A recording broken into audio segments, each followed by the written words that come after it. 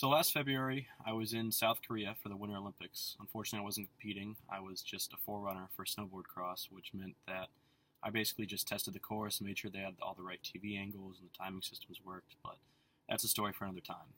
So I was there with my coach along with two of my teammates, and one of my teammates was from South Korea.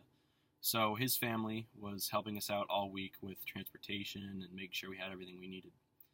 One night, his parents took us all out to dinner, and the first thing that everyone noticed was that I'm clearly not a professional when it comes to using chopsticks.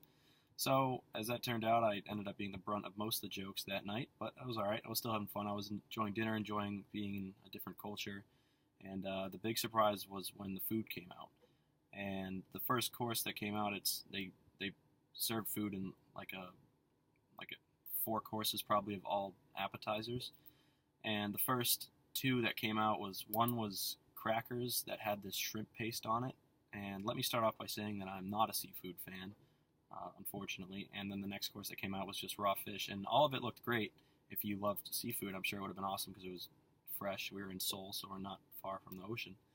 But I didn't want to be rude and not try any of it, so I tried everything, all with a smile on my face. And the worst was definitely the crackers with the shrimp paste on it. I've never tried so hard to keep anything down while keeping a smile on my face.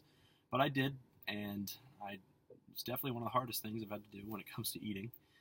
And but the cool thing is although they were making fun of me for not being able to use chopsticks, I actually got home, and then a week later I get a package, and in the package is these chopsticks that they use for teaching toddlers how to use them, which is funny because really I'm more incompetent than a 4-year-old when it comes to using chopsticks.